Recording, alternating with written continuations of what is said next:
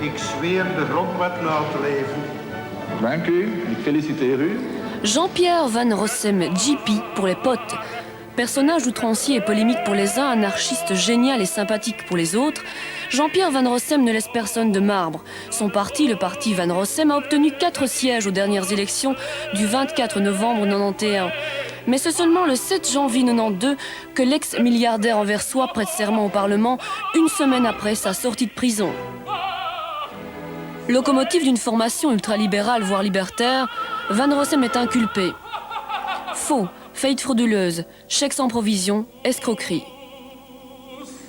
À l'origine de la gloire et des déboires de Jean-Pierre Van Rossem, la société Monetron, révélée au grand public en 1989 grâce au sponsoring de l'écurie Onyx de Formule 1, dans laquelle court le pilote franco-belge Bertrand Gachot. 14,5 millions de dollars sont investis dans l'aventure. Une fortune provenant des gains de Monetron, un système économétrique dit infaillible, conçu pour battre la bourse. Vous roulez pour le moment dans quelle voiture là? Ici, dans une poubelle qui a coûté 9 millions, qui ne vaut pas un clou. C'est une Rolls-Royce? Oui, c'est une Rolls. C'est la voiture la plus mauvaise qu'on peut s'acheter. C'est une voiture d'une technique tellement vétuste que ça devrait être inadmissible de vendre des voitures comme ça. Qu'est-ce qui vous plaît dans une voiture? Le look tout d'abord, la vitesse, les facultés d'accélération, des choses comme ça. Et qu'elle ne soit pas comme la voiture de tout le monde. Et vous montez à combien comme ça sur la route? Vous arrivez à pousser les voitures ou vous allez sur Non, circuit? je fais jusqu'au maximum. Il faut voir mon permis de conduire. Ce n'est plus un permis, c'est un bottin. Toutes les fois qu'on me l'a enlevé. Mais je m'en fiche. Le permis à points, ça vous fait rigoler alors? Mais ça, c'est uniquement une invention des compagnies pour que l'État se fait de blé. Jean-Pierre Van Rossem adore les belles mécaniques avec un faible très prononcé pour les Ferrari. Il les trimballe avec lui sur les grands prix, faisant la nique au gros bonnet du grand show de la Formule 1.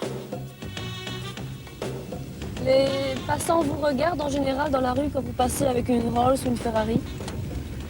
Avec une Rolls, non. Avec une Ferrari, peut-être, oui. C'est amusant? Non, ça gêne. Ça gêne, terrible. Et où est la Rolls?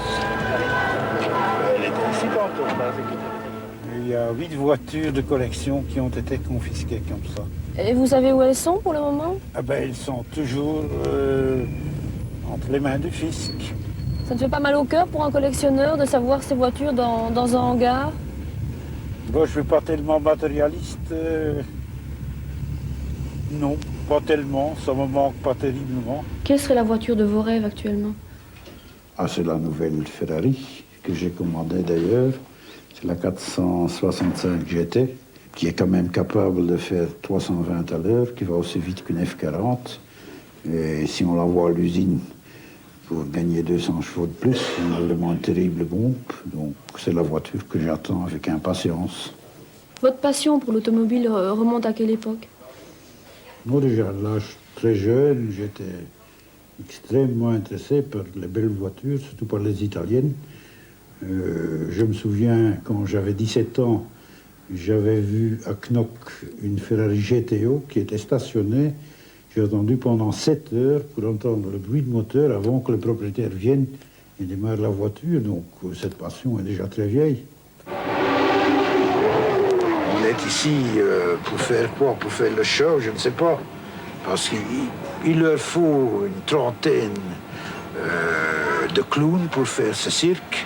Eh ben, on fait partie de ces clowns-là. C'est une expérience, ça n'a pas à refaire. Ça n'a rien à voir avec le sport. Ça a uniquement à voir avec les sous. Vous regardez encore les Grands Prix à la télé? Plus jamais.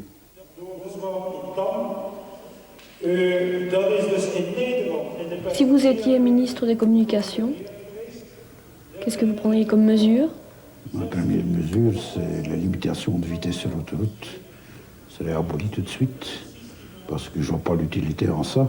Je constate qu'en Allemagne, ça n'existe pas. Il y a moins d'accidents sur les autoroutes que chez nous.